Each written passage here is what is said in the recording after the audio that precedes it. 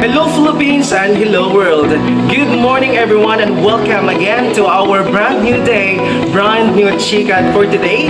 And I am your host, Janelle C. Kakas. And I am Maria May Ecalonsag.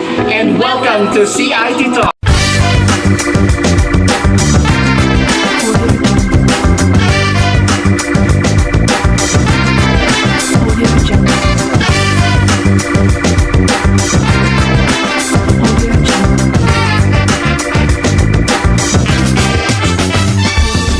Kasama natin ngayon ang mga eksperto upang ibahagi ang kanilang mga kaalaman ukol sa natural and artificial methods of contraception. And also we are going to discuss about the sexually transmitted disease or HIV and also the Filipino traits that we Filipino possess. And let's go! Makakasama natin ngayon si Mr. Isma Cabo upang ibahagi ang kanyang kaalaman ukol sa sexually transmitted disease, how are we Filipino na makakuha ng ganitong sakit, at kung paano tayo makakaiwas sa ganitong sakit. Ladies and friends, Mr. Isma Cabo. Ms. Cabo, can you please tell us more about the overview about the sexually transmitted disease and how are we going to maiwasan ito and paano ba ito makuha sa atin na mga Filipino? So, sexually transmitted diseases are causes by sexually transmitted infection. They are spread mainly sexually or paralyzed. A sexually transmitted infection may pass from person to person in blood, semen, or vaginal and other bodily fluids. So, sexually transmitted infection symptoms appear a few days after exposure, but it may take year before you have any noticeable problems depending on what causes the CTD disease. So, Miss Cabo, ano po ba ang mga sintomas ng mga tao na nagkakaroon ng mga HIV disease? So, STDs, symptoms may include fever, abdominal pain, and also the rash over the trunk, hands, or feet. That's are the symptoms of STDs. Alright, so thank you so much, Ms. Cabo, for sharing your insights and thoughts and understanding about this topic. And this is the most important topic that we need to discuss, most especially here in the Philippines, kasi meron ng mga taong nakakaranas ng ganitong karamdaman pero binabaliwala nila. So thank you so much, Ms. Cabo, for having us with you here today. Thank you.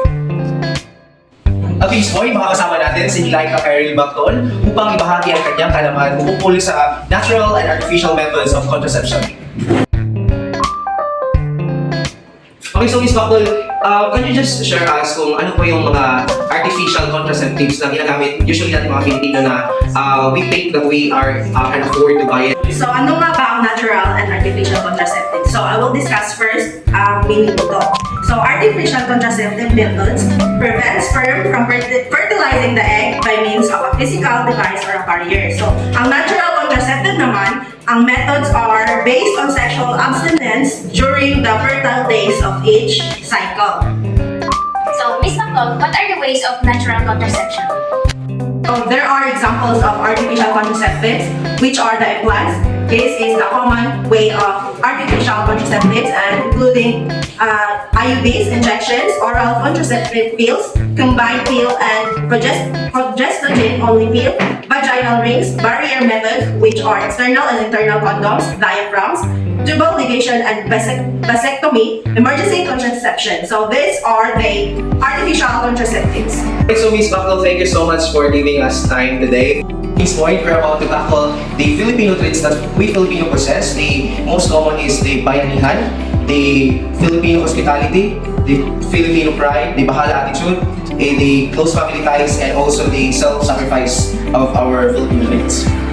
At this point, makakasama natin si Jeremy Pinheiro at si Roniel J. upang ibahagi ang kanilang kaalaman ukol sa Filipino traits na ang pride. So we Filipino are pride, so we are having them to explain, to elaborate, or expound what's that means. Most Filipino hold on their pride as they are more precious than keeping good relationship with family and loved ones. Isa sa mga halimbawa ng pride ay ang pag-ibig ng pagtsatsaga. Halimbawa yung hindi natin natingin sa pinanggalingan pag meron na natin sa buhay. Thank you so much, Mr. Pialago and Mr. Jeremy Pinheiro, for giving us your precious time today. At this moment, makakasama natin ngayon si Mr. Cuevas to give us an overview about the Filipino traits, the what we call self-sacrifice. Self-sacrifice. Self-sacrifice means is kung magpusa sa sakripisyo ng sariling interest for needs or wants. or na importanteng mga bagay na ikakabuti ng ibang tao or paghihirap for the sake for the others. Sacrifice as example is yung ang mga magulang is pupunta ng ibang bansa para makapag-aral ng mabuti ang kanilang para naman maibigay ang kanilang mga pangangailangan. Thank you so much, Mr. Cuevas, for your time, and we really appreciate your time for giving us here today. In this moment, makakasama natin ngayon si Ivan upang ibahagi ang kanyang kaalaman ukol sa Filipino time, one of the Filipino traits here in the Philippines. Filipino time was the term handed to the Filipinos' tendency to be late to the scheduled events. So, kadalasan ng mga Pinoy ay nahuhuli sa event na, kunyari may event na sisimula ng 8 p.m. Ito ay hindi masisimulan kagad dahil sa yung ibang bisita ay darating na ng 8:30 or 9 p.m. So, ito yung tinatawag na Filipino time sa Filipino traits. Thank you for your time, Mr. Ivan. Makakasama natin ngayon sila Romlin Jan Aceves at saka si Cesar upang ibahagi ang Filipino traits. Mr. Cesar, Mr. Romeli, ano ba ang bayanihan traits? Bayanihan. Bayanihan is a Philippine term that refers to the spirit of communal unity, the cooperation on helping one another in times of need. It embodies the idea of coming together as a community to achieve common goal to support on each other, especially during challenging times. Ang bayanihan ay pagtutulungan ng bawat Pilipino at nasa dugo natin ng pagtutulungan, lalo na pagdating sa kalamidad. Dapat lagi tayong tumutulong sa atin. So in overall, bayanihan is somehow like helping each other. Most especially we Filipino, we possess that kind of traits na wherein kung nasa kalamidad tayo, kung meron tayong mga problema sa buhay, o meron tayong mga, like for example, yung paglilipat bahay, that's what we call also a bayanihan, that we Filipino gathered in one places to another upang tumulong and without asking any money in return. At this point, makakasama natin si Mr. Saling upang ibahagi ang kanyang kaalaman tungkol sa Filipino hospitality. We're Filipinos are known for our hospitable manner. We're always giving our best to give our visitors satisfied treatment. For example, we're having an event in our house, family parties, but we accommodate our visitor like treating them like cake. Filipino hospitality or magiliw na pagtanggap sa culture practices passed down from generation to generation. Basically, it refers to warm and welcoming nature of the Filipino people toward their guests. It's deeply ingrained in the Philippines culture to treat visitors with almost respect and generosity. At this moment, makakasama natin si Mr. Joshua to give us an overview about the bahala na attitude of Filipino traits. Bahala na attitude. Bahala na attitude is roughly translated as gamma play. Filipinos version of catalytic stability, leaving everything to the hands of fate. While not inherently implemental, this attitude is still a double-edged sword. On the one hand, positive aspects of these behaviors include belief in divine providence and national social responsibility. Halimbawa po dyan, yung magtitake ka ng exam tapos hindi ka nag-aral, umaasa ka lang sa swerte, wala kang siguraduhan kung papasa ba ang exam mo. Thank you so much for your time, Mr. Joshua. At this point, makakasama natin si Mr. Valdumar upang ibahagi ang kanyang kaalaman ukol sa family ties, one of the Filipino traits in the Philippines. Mr. Valdumar, ano ba ang close family ties? So, close family ties is Filipinos maintain a tight relationship with their family regardless if the children are old enough and or they have families of their own. Usually, tayong mga Pinoy, nasa atin talaga ang pag-maintain na tight relationship sa ating mga pamilya kahit na tayo ay nasa 20 plus or 30 plus na. At they are also fan of family reunions during birthdays. Siyempre, mahilig tayo dito sa pagpan sa ating pamilya kahit gan pa yan kalayo, like during family reunions, holidays like fiestas or birthday celebrations.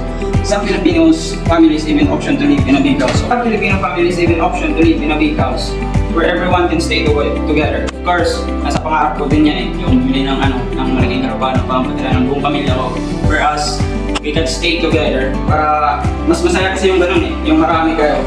Nursing homes are almost always not an option. Yes, nursing home is not option for us ang Pilipino.